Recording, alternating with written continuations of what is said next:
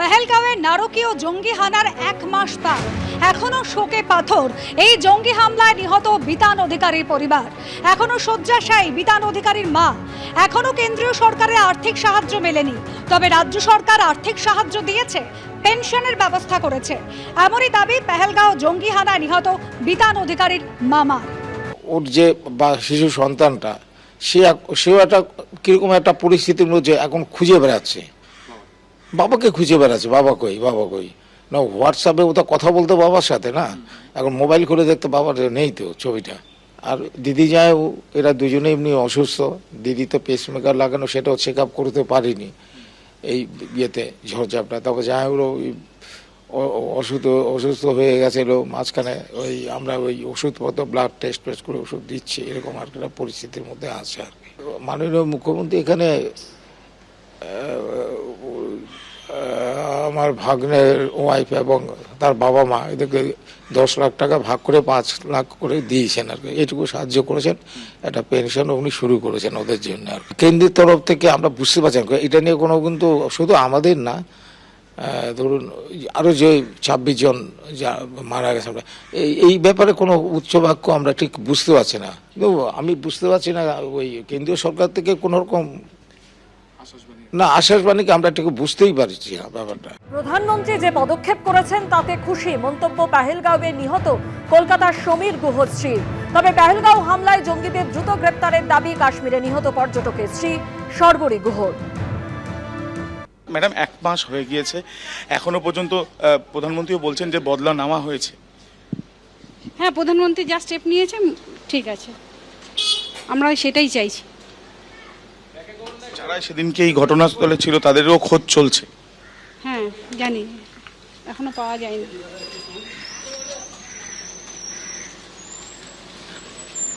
তাদেরকে এখনো পর্যন্ত পাওয়া যায়নি, শুনেছি পাওয়া যায়নি। প্রধানমন্ত্রীর কাছে রিকোয়েস্ট যেন তাদেরকে অ্যাজ আর্লি অ্যাজ পসিবল ধরা হয়।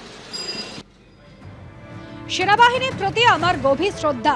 দেশের জন্য তারা যা করেছেন তার জন্য ধন্যবাদ। দক্ষিণেশ্বর মন্দিরে এসে অপারেশন সিঁদুর নিয়ে প্রতিক্রিয়া অভিনেত্রী কাজলের।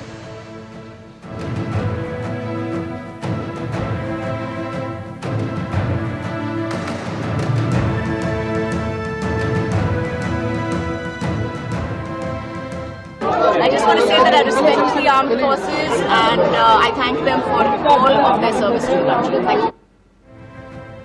রাজস্থানের সীমান্তে এক অনুষ্ঠানে প্রধানমন্ত্রী নরেন্দ্র মোদী আজ আরো বলেন, মোদীর মাথা ঠান্ডা কিন্তু রক্ত গরম। মোদীর শিরায় রক্ত নয়, গরম সিঁদুর বইছে। পাকিস্তান ভারতের তিলমাত্র ক্ষতি করতে পারেনি, উল্টো দিকে পাকিস্তানের এয়ারবেস আইসিইউতে চলে গেছে।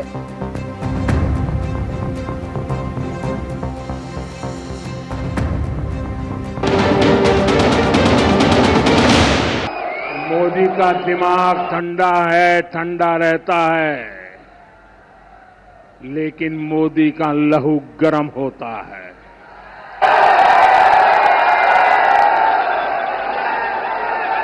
और अब तो मोदी की नसों में लहू नहीं, गरम सिंदूर बह रहा है। पाकिस्तान की सेना चुकाएगी, पाकिस्तान की अर्थव्यवस्था चुकाएगी। पाकिस्तान ने इस एयरबेस को भी निशाना बनाने की कोशिश की थी, लेकिन वो इस एयरबेस को रत्ती भर भी नुकसान नहीं पहुंचा पाया। यहां से कुछ ही दूर सीमा पार पाकिस्तान का रहीम यार खान एयरबेस है। पता नहीं आगे कब खुलेगा। आईसीयू में पड़ा है। भारत की सेना के अचूक प्रहार ने इस एयरबेस को तहस नहस कर दिया है।